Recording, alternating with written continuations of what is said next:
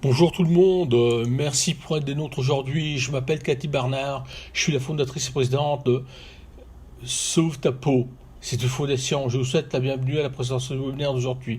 Ce test pour sonner ce que cela signifie pour les patients atteints de mélanome oculaire. Avant qu'on ne commence, quelques mots. Tous les participants dans ce webinaire seront en mode écoute seul pendant toute la durée de la session. Il y aura une période de questions et de réponses à la fin de la présentation. Si vous voulez poser plus de questions, veuillez saisir dans le panneau auquel vous pouvez accéder en bas de l'écran les questions et les réponses. N'hésitez pas à poser vos questions tout au long de la présentation et on fera de notre mieux pour répondre dans le dernier segment. S'il y a des questions qui ne sont pas de réponse immédiate, on va vous contacter avec une réponse et on va discuter aussi de ceci après le webinaire. Cette session sera enregistrée. Elle pourra être visionnée sur le site web et la chaîne sur YouTube de Save Your Skin Foundation, Sauve ta peau. On en va également l'enregistrement, tous ceux qui sont inscrits demain. C'est maintenant mon plaisir que maintenant présenter Dr Alcina Weiss-Boutler de partager vos idées avec nous. Nous apprécions de ce fait ce qu'ils ont à vous présenter. C'est non seulement un médecin, mais aussi un ami. Merci beaucoup, Cathy. Bonjour tout le monde. C'est mon plaisir que d'être là ce soir pour présenter les présentateurs. Tout d'abord, c'est la Catherine Alcina, qui est la directrice associée des affaires médicales chez Castlefide pour les conditions de mélanome. Malheureusement, la docteure Alcina n'a pas pu venir aujourd'hui. Mais ce qu'on a pu faire, c'est de lui parler auparavant. On va maintenant écouter ce qu'elle avait à nous dire auparavant dans un enregistrement. Dis-nous quelque chose sur ce que tu as fait, sur ton rôle. Bien sûr, je suis tout à fait là. À partir du QC à Houston, au Texas, c'est là que je soutiens tous les efforts. Je suis scientifique et ce que je fais, c'est que je aide toutes les personnes, donc les patients, la recherche. Et je voulais maintenant vous dire qu'on a toute une équipe fantastique de scientifiques à Castres qui est là pour soutenir le tout. Ils travaillent pour valider tout le travail clinique à travers les études. C'est très important car on veut nous assurer que les patients sont en mesure que d'avoir les meilleurs renseignements possibles. Est-ce que tu pourrais nous parler de comment Castle Bioscience a commencé? Bien sûr, Castle a été fondé à cause de mission qui était celle que d'améliorer les soins des patients qui avaient des cancers rares. Par exemple, c'est Derek Marsall qui a reconnu qu'il y avait cet écart énorme entre les patients qui souffraient de certains cancers plutôt que d'autres, car les médecins regardaient toujours les symptômes qu'on trouvait dans les cancers plus fréquents. C'est pour ça qu'on essaie maintenant de trouver des renseignements plus précis qui allaient aider les médecins et les patients pour le traitement, que si on n'avait pas maintenant les tests qui étaient maintenant disponibles grâce à nous. On avait donc le test de l'UN pour le mélanome oculaire qui donne une idée de la classe de leur cancer. Et c'est quelque chose qui a commencé dans l'espace des diagnostics moléculaires. Depuis, la compagnie a grandi. Elle s'est amplifiée par des tests aussi pour, par exemple, de plusieurs genres de maladies tumorales de la peau, de l'œsophage et autres. Ouh là là. Donc maintenant, on est en train vraiment de regarder ces diagnostics moléculaires. Pourrais-tu nous parler de ce que c'est que ce test moléculaire? Pourquoi c'est important pour quelqu'un qui a cette option et pourquoi c'est important pour le patient que de l'avoir? Bien sûr, le fait qu'on a maintenant un profil pour le cancer qui est moléculaire, ça, c'est quelque chose que maintenant est important pour les médecins qui sont en train de discuter toutes les options avec leurs patients. Ce que nous offrons, c'est tout d'abord, il nous faut une biopsie. En ayant utilisé la biopsie, on doit comprendre la signature, c'est quelque chose de très individualisé le profil est très visuel. Et ça, c'est permanent aux patients que de regarder à l'approche grâce à la biologie unique du patient, de la patiente. Le tissu doit être donc pris avant que la tumeur soit exposée à tout traitement, cisplatine ou autre. Donc le temps est extrêmement important. On a besoin de la biopsie en son état original. Parfait. Et désolé si maintenant la question est un peu trop simple. Tu parles maintenant de tests moléculaires. C'est pareil qu'un test génétique? Oui. La question est d'ailleurs très intéressante. Elle n'est pas simple du tout. Car souvent on parle de tests génétiques et moléculaires pour parler pratiquement du même test. C'est la meilleure façon que de décrire ces tests, en fait, c'est les tests génomiques. Mais je veux maintenant discuter chacun d'eux. Le test génétique et où on regarde à l'ADN, à l'ARN, aux protéines. Donc par moléculaire, on a vraiment quelque chose qui est un parapluie dans lequel on trouve tout. Et donc c'est vrai, le test qu'on a, il est bien moléculaire, mais il est aussi vraiment génomique, car nous, on regarde vraiment au niveau de l'ADN et de l'ARN du génome de la personne. Ça signifie que, c'est très intéressant, c'est que c'est quelque chose qu'on utilise, par exemple, aux maladies qui sont passées dans les familles, donc quelque chose de génétique, d'héréditaire. Et donc, quand on regarde à ce cancer, à moins qu'il n'y ait un cancer qui est passé d'une génération à l'autre, on doit faire attention aux mots qu'on utilise. Pourrais-tu utiliser aussi quel est votre test, ce test du mélanome oculaire? On offre 3 tests différents pour les mélanomes oculaires qui viennent d'être découverts, ce qui donne maintenant une image assez complète. Le plus grand test, c'est celui de la décision, qui nous donne la classe. Ça a été non seulement étudié, mais aussi validé grâce à plusieurs études pendant plusieurs années. Aussi dans un centre où il y a tout le groupe oculaire qui s'appelle le Cook.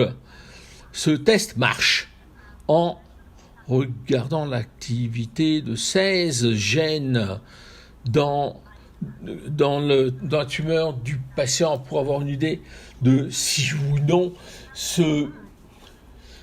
ce cancer peut maintenant développer des métastases à partir de l'œil partout dans le reste du corps. Il y a aussi la classe 1 et 2. C'est la classe 2 qui est la pire en termes de métastases. Elle va engendrer des métastases plus que l'autre. On peut utiliser une biopsie. Donc c'est impossible que d'obtenir, avec une toute petite biopsie et très peu de tissu, on peut obtenir plein de renseignements. En général, dans ces unis, on utilise une aiguille très très fine pour obtenir une partie de la tumeur. C'est ça qu'on fait. Et en général, comment utilise-t-on les résultats du test? En sachant maintenant la classe de la tumeur aide beaucoup. Non seulement pour le patient, mais aussi aux médecins pour voir ce qu'on peut faire par la suite. Car on doit regarder quelle est la fréquence de la surveillance. Et si maintenant le client peut être traité de façon plutôt que d'une autre, si le traitement est disponible, ce traitement va être disponible. En outre, on va guider la personne vers certaines thérapies. Il y a des études qui montrent que la classe a un impact sur la gestion du mélanome. Et il y a de nombreux ophtalmologues aux États-Unis qui traitent les mélanomes oculaires, se servent de ces lignes directrices. Et on demande que de regarder la surveillance s'il y a cette possibilité qu'il y a ce haut risque de métastase. Mais bien sûr, quand on regarde la surveillance et le reste, c'est bien sûr toujours quelque chose qui doit être pris par le docteur, bien sûr. Tu as aussi parlé de ce test de Castle-Free. Quels sont les deux autres? Tu as parlé du premier.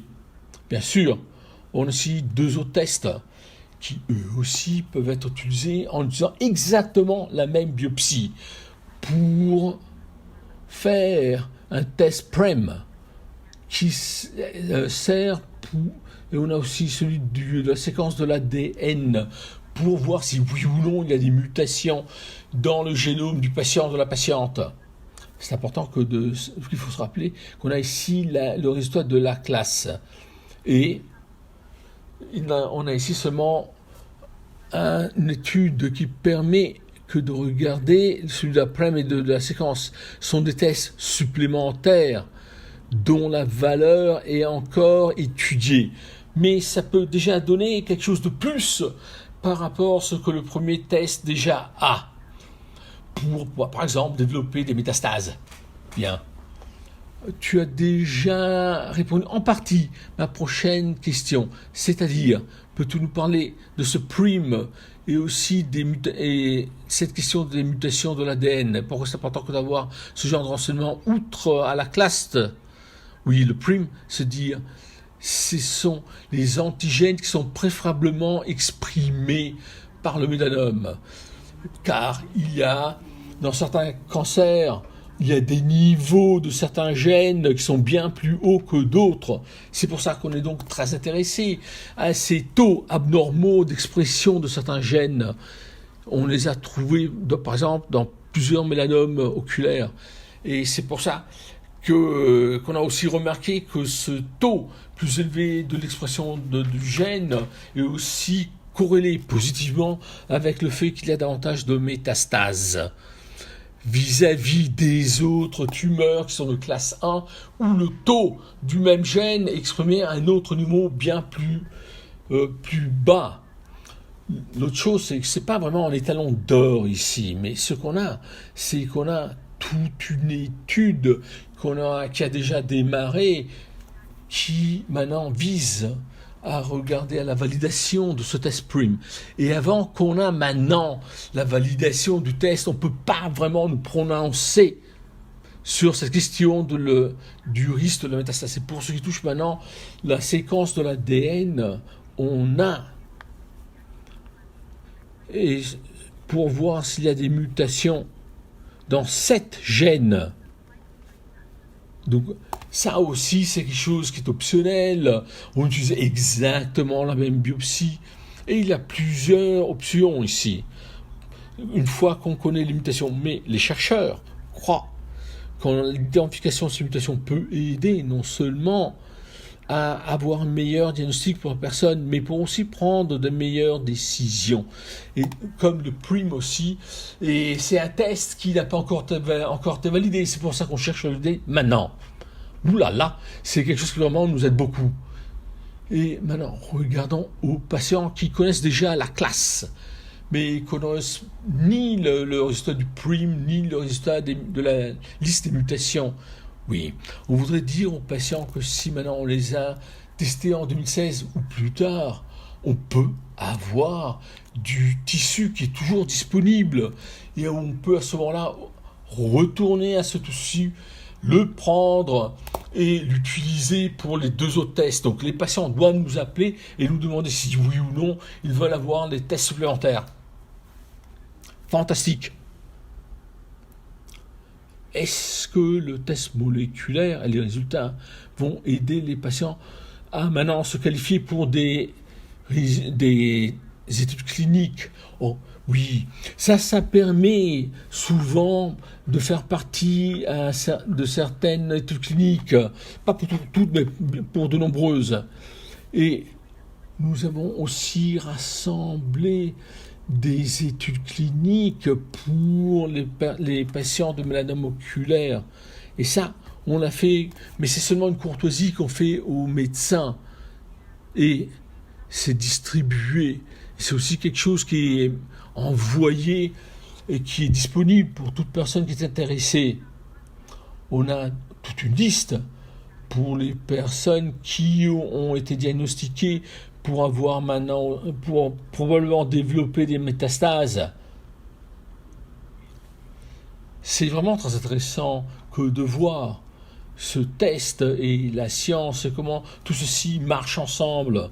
Que se passe-t-il maintenant avec les biopsies qui ne sont pas utilisées? Est-ce qu'on peut les utiliser par la suite ou quoi? Que se passe-t-il?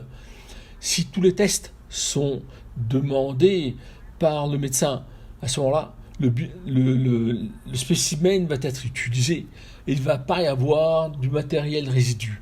Mais on demande aussi aux patients qu'il y a l'autre option, c'est-à-dire que d'apprendre un peu plus de biopsie.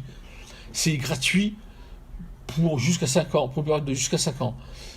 Pour faire partie du programme, vous devez discuter de la question avec le médecin. Ils doivent comprendre ce qui se passe avec le risque d'avoir cette deuxième biopsie pour avoir un peu plus de tissu. Bien. Maintenant, une question un peu dure. Maintenant, on a maintenant des patients qui n'avaient pas l'option que d'avoir cette biopsie pour le test moléculaire. Ouais. N'ayant pas les tests moléculaires, le médecin va évaluer d'une façon ou d'une autre sur une base clinique en regardant aux pathologies de la tumeur, par exemple, la taille de la tumeur, toutes les questions traditionnelles qui ont été utilisées jusqu'à présent.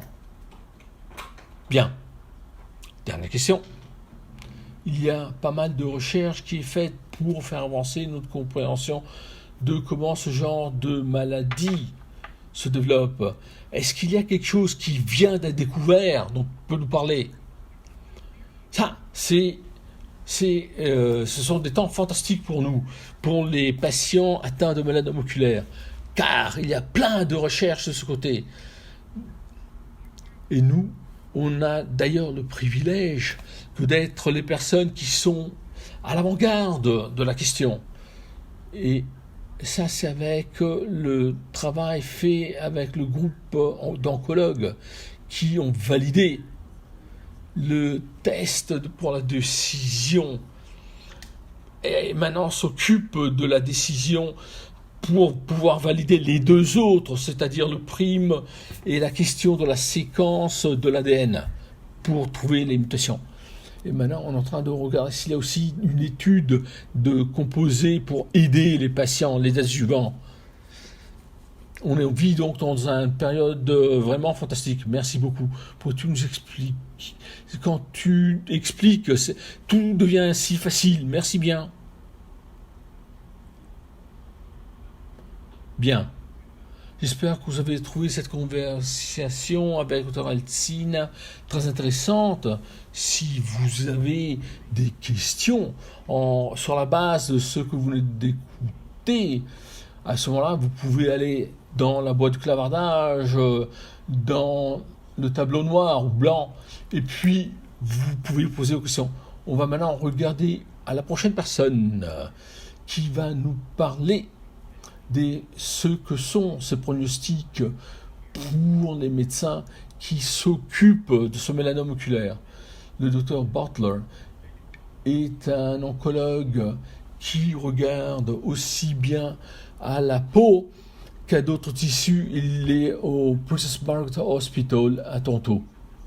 C'est un médecin qui regarde à la traduction des thérapies en fonction du système immunitaire. Il a reçu son diplôme à Yale, qui est dans la ville de New Haven, dans le Connecticut, aux États-Unis. Après quoi, il a été à Baltimore, à la Johns Hopkins. Et il a aussi été à la Dana-Farber, au Minnesota. Après avoir été là-bas, il s'est rendu au département de rhumatologie au centre de la Princess Margaret de l'hôpital homonyme ici à Toronto, où il a souligné l'impact des thérapies immunitaires pour combattre le cancer et s'occupe de la traduction, c'est-à-dire du passage de l'ARN aux protéines, pour regarder à la lutte, pour voir comment on peut voir des immunomodulateurs, pour qu'ils regardent à des points de contrôle. Il est aussi très intéressé à comment on peut regarder à des thérapies pour maintenant comprendre pourquoi il y a des traitements qui ne vont pas marcher de façon telle qu'on puisse maintenant les améliorer. Ça fait des années maintenant qu'il a fait cela et on est maintenant très heureux qu'il soit là et qu'il s'occupe de toutes ces questions partout au pays. Dr. Butler, tu as pu écouter la première présentation et donc je me pose la question si tu es en mesure de répondre. Tu sais, d'une façon très simple, est-ce que tu préfères des patients qui viennent te voir quand ils ont développé des métastases avec ce genre de renseignements venant de ces tests moléculaires ou quoi? Est-ce que ça fait une différence pour vous? Oui. J'ai très bien aimé la présentation que je viens d'entendre pour ce qui touche maintenant les patients. Et les gens devraient se rendre compte que ce genre de test donne une perspective en fait. Voici une diapo qui parle de ce mélanome oculaire. Ça vous donne une idée de ce qui se passe et de quelles sont les idées relatives au mélanome oculaire. Quand il y a un patient qui a maintenant des interventions chirurgicales, ce qui se passe, c'est qu'on prend un échantillon de la tumeur.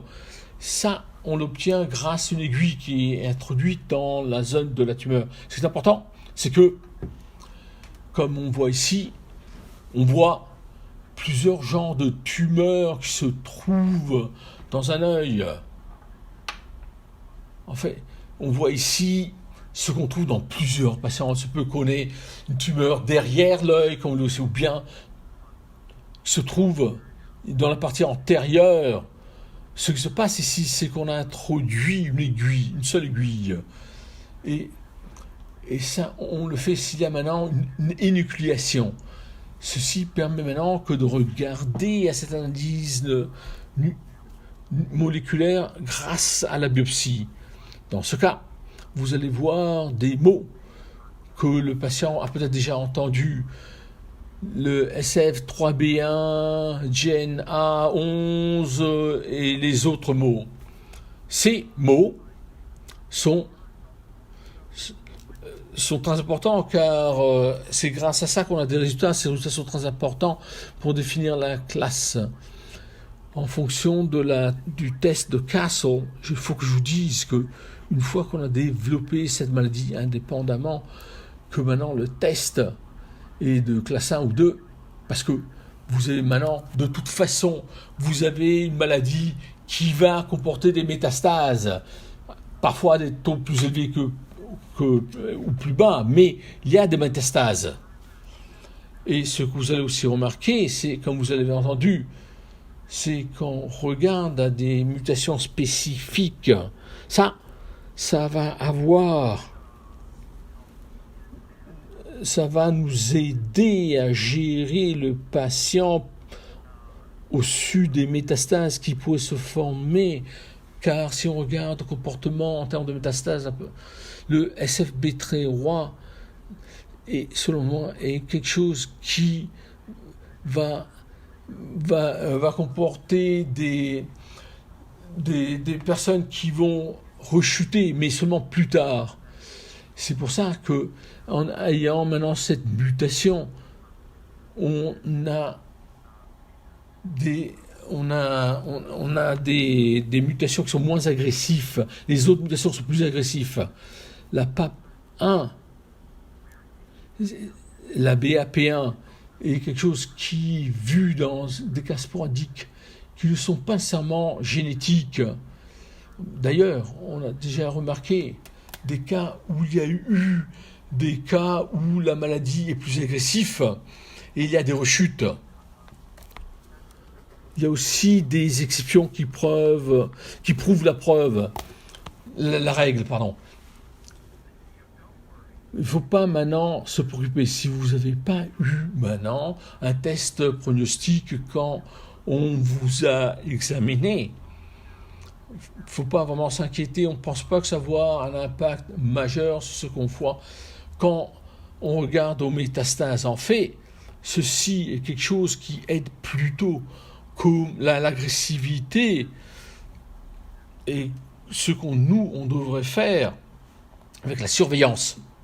Ça, c'est vraiment le rôle du test de Casson. Si maintenant on a un patient qui développe des métastases, on peut à ce moment-là trouver des lésions et voir si il y a comme je vous l'ai déjà dit, on a de ces mutations qu'on a déjà découvertes. Mais il n'y a pas que ça. D'ailleurs, il y a 4 mutations très importantes. Le GNAQ, le 11, le 6LTR2 et le PLCB4. Tout ça, c'est très important. Ces 4 mutations très importantes. Et le premier gène est présent dans 50% des cas. Et cette mutation est associée avec la sensitivité à de nouveaux composés qui sont en train d'être développés et pour lesquels on trouve des résultats très très bons, car ils ciblent certaines protéines qui ont récemment été découvertes. Et ça vient d'une compagnie qui s'appelle IDEA, qui a maintenant des résultats très positifs de ce côté, avec les études en phase clinique qui sont précoces. Après quoi, je pense que cette diapositive pourrait nous aider à comprendre la biologie en question. Si vraiment vous voulez seulement regarder tout en haut, vous allez remarquer que vous avez des renseignements supplémentaires.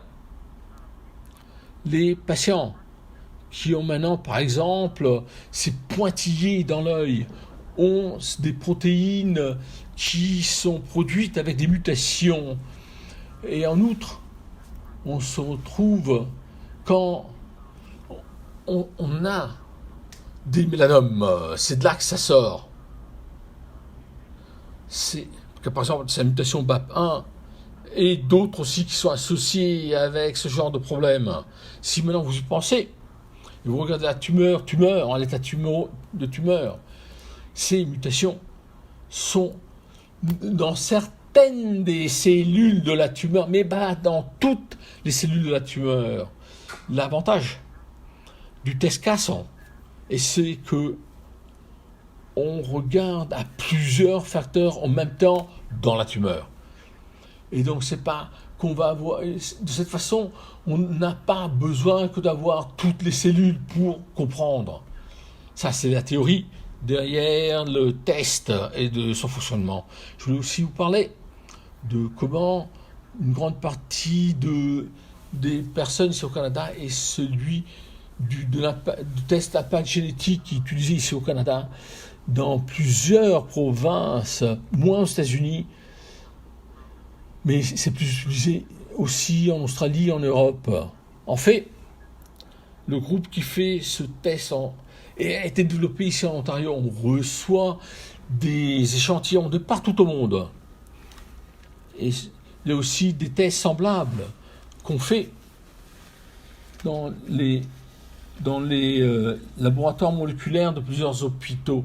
C'est différent du test Casson, car plutôt que de regarder à plusieurs gènes qui sont exprimés par la tumeur, on regarde plutôt à des changements dans le chromosome qui sont présents dans le tumeur grâce à une sonde moléculaire. Donc on ne regarde pas à la présence de l'expression, donc pas à l'ARN ici, on regarde à l'ADN. Ceci donc signifie que on va aussi parfois aussi faire du séquençage de l'ADN et de façon aussi à avoir le GQ et le GNA11, car si on les trouve à ce moment-là, on va essayer de voir s'il y a un déséquilibre dans le chromosome 1, 3, 6 et 8. Et vraiment, ce qu'on cherche, plutôt, c'est le déséquilibre dans le 3 ou le 8Q. Quand vous avez maintenant la perte de 2 partie du chromosome 3, là on trouve un très haut risque de rechute lors du traitement. Ça, c'est associé avec les rechutes, donc. Si maintenant on regarde à ça, on se retrouve avec un problème assez élevé. Alors que si maintenant l'ADN est normal, le risque pour la tumeur est bien moindre. La façon par laquelle moi j'utilise ces résultats, ceux du Casson ou autre, ou l'autre, c'est que ça nous permet pour voir quelle est notre agressivité en termes de surveillance une fois qu'on a examiné l'œil pour la première fois des patients qui ont, par exemple, des mélanomes très fins ou ont des mélanomes oculaires très petits, ont une très bonne prognose, en fait. Le docteur Weiss va vous le dire, lui aussi. Et il y a d'ailleurs toute une thérapie à ce sujet. Et nous, on est plutôt préoccupés dans les changements des lésions dans l'œil. Mais ces lésions, en fait, ne pourraient pas se développer d'une façon que ça devient une tumeur agressive. Et si l'analyse génétique est favorable à ce moment-là, la possibilité de rechute est infime. C'est pour ça que c'est important que de surveiller. Surveiller quoi? Les symptômes. Et il y a aussi d'autres approches, rappelez-vous. Pour les patients où malheureusement les tumeurs sont gros ou épais, ce qu'on doit faire, c'est de surveiller ces patients avec en balayant l'œil tout le temps. Ça, il y a aussi des lignes directrices que ce balayage fait tous les 3 mois. Mais c'est différent, ça dépend de province à province ou d'autres territoires à autres territoires. En général, quand on regarde aux grosses tumeurs, on veut que la surveillance soit plus intense, qu'elle soit plus fréquente en fait. Pendant 5 ans. Quand on fait de l'imagerie, ça, on peut le faire tous les 3 mois, même tous les 6 mois. Après quoi, on continue à faire les choses en fonction de la surveillance des résultats. Pourquoi est-ce qu'on le fait? Parce que maintenant, on a des choses qu'on peut faire pour traiter les patients. En fait, on a 2 choses. D'un côté, il y avait parfois ce sens que rien n'est important ici, parce que le patient, il va être torturé par la tumeur. Mais ce qu'on trouve maintenant, c'est qu'il y a des traitements qui montrent qu'il y a une réponse possible. Désolé pour le bruit qui est derrière moi, derrière le labo. Ces réponses sont observées plus souvent dans les patients qui ont une tumeur plus petite de taille. Et ça, c'est donc quelque chose qu'on peut utiliser. Et on peut donc avoir des patients qu'on peut placer sur un plan. Et on espère qu'on aura donc des données pour soutenir les patients qui peuvent tirer maintenant des avantages quand cette tumeur est plus petite. Regardons à ce composé les tebentafusp qui a été développé, on a utilisé pour la moitié des patients. Les patients qui l'ont reçu ont maintenant vu que le composé s'est relié de façon telle qu'on puisse attaquer la tumeur. Voici maintenant un graphique qui montre ce qui se passe avec les patients qui reçoivent ce composé. On a maintenant les tumeurs qui absorbent le composé et maintenant le composé attaque la tumeur. Ici on trouve une étude où on utilise le tebentafusp. Même si ça a été approuvé, c'est seulement 5% maintenant des patients qui vont répondre aux composés, alors que 44% n'ont pratiquement aucune réponse, comme vous le voyez ici. Et ça, c'est quelque chose de très préoccupant, que quand elle marche, ça marche très bien. Toutefois, la réponse est dans 5% des cas. C'est pour ça que on a fait des autres études qui montrent que le taux de survie est meilleur pour les patients qui reçoivent le composé. Regardons ici la survie qui est bien plus élevée qu'avec la courbe témoin, où les personnes étaient traitées avec des autres composés. Il y a aussi une étude aléatoire pour voir quelle est la survie dans le cas du tebentafusp. Il y a aussi eu la courbe où il ne semble pas que le composé soit si bon, mais parce que c'est très semblable au témoin, mais vous allez aussi voir qu'il y a une certaine croissance de tumeur, mais par contre le patient vit plus longtemps. Voici maintenant une diapo qui est qui a plein de choses en fait.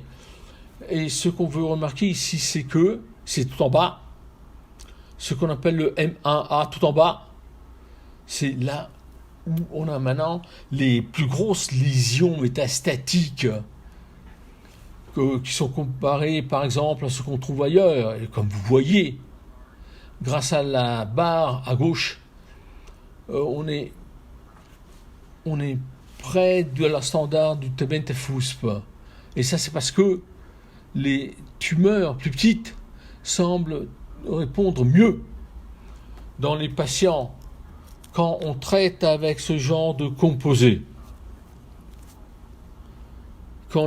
À nouveau, quand cette tumeur est plus petite de taille.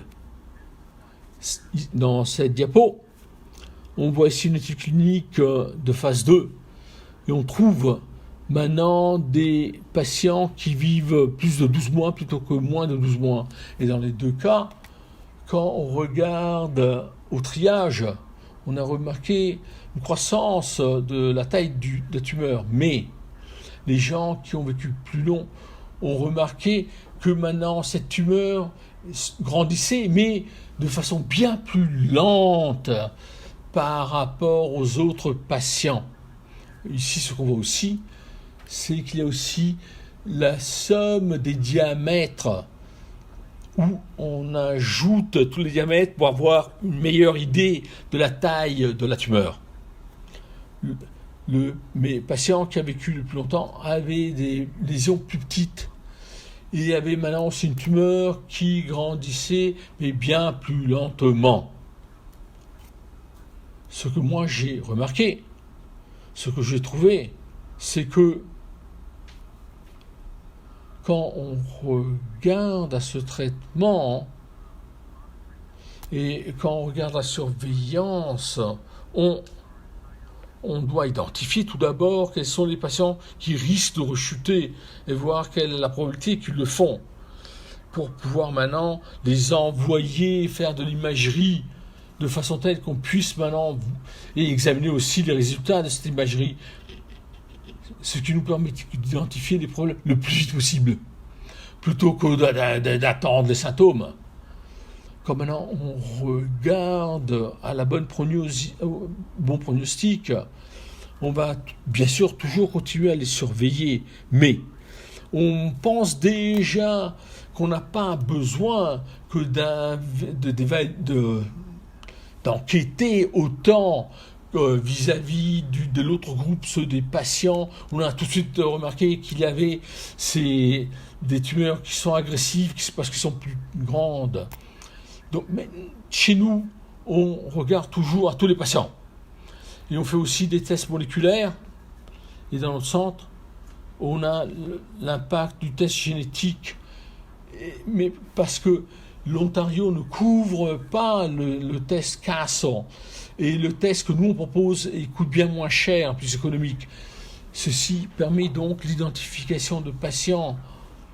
Et on trouve qu'il y a des patients et on les trouve au moment opportun, c'est-à-dire quand la tumeur est encore très petite de taille, pour voir quelle est l'option qu'on peut leur proposer.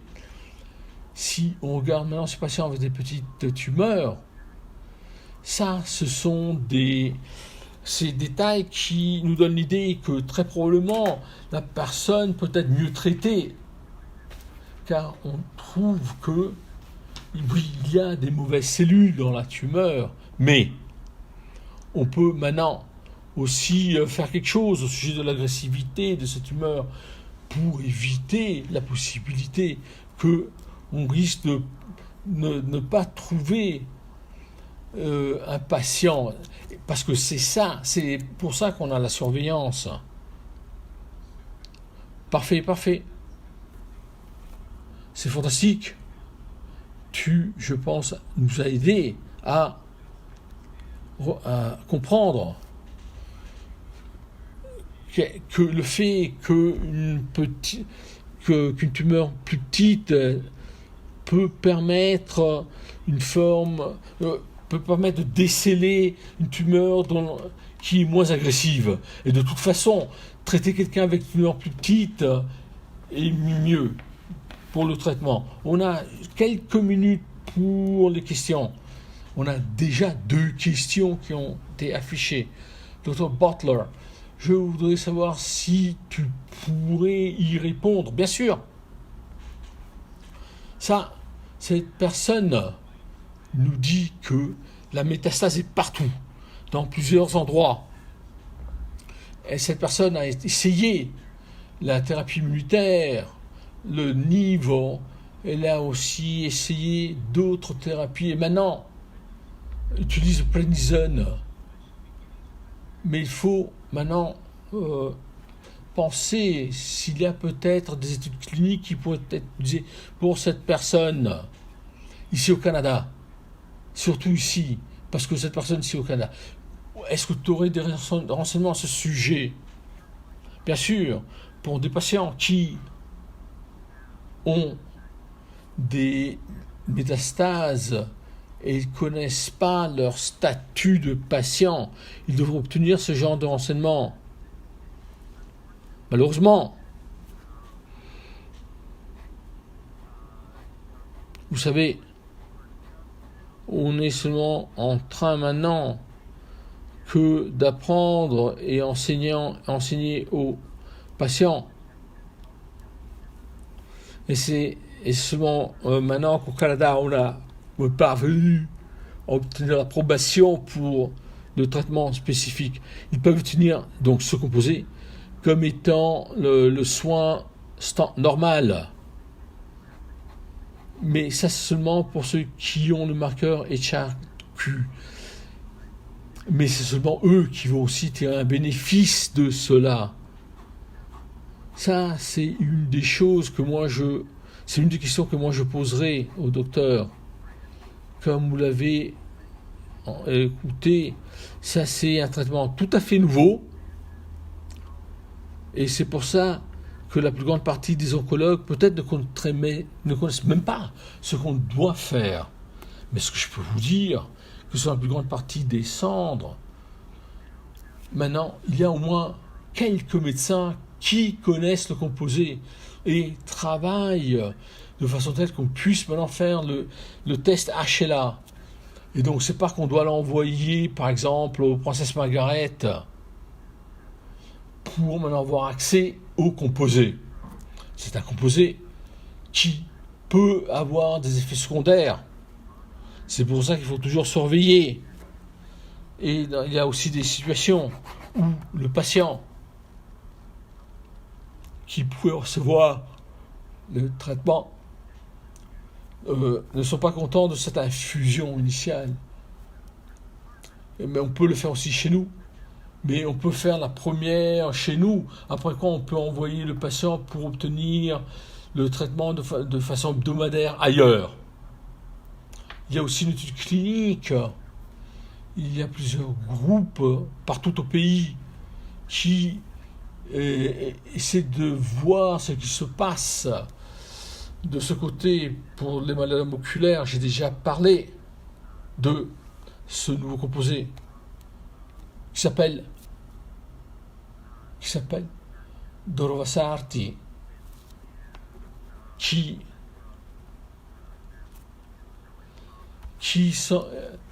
on n'a pas encore toutes les données, mais ça promet. Il y a de l'activité. À l'heure actuelle, c'est pour des patients non traités qui ont le droit d'obtenir ce genre de composé. On a d'ailleurs toute une liste d'attente pour maintenant regarder. Je peux aussi faire des consultations virtuelles à distance pour qu'ils puissent recevoir ce nouveau composé qui est prometteur. Mais c'est vraiment dans la phase initiale. Et on ne connaît pas encore toutes les options en termes de ce qui va se passer avec ce composé. Après quoi, vous savez, il y a aussi des centres aux États-Unis où il y a plusieurs options qui sont disponibles. Et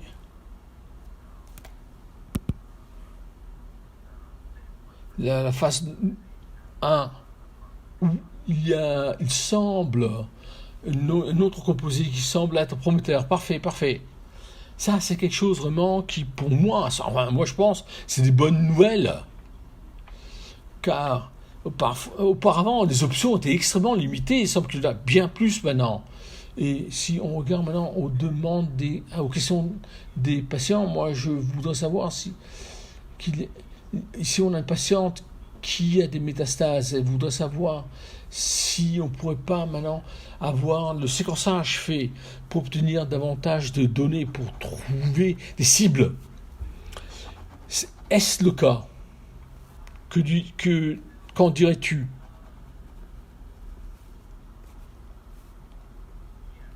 Oui,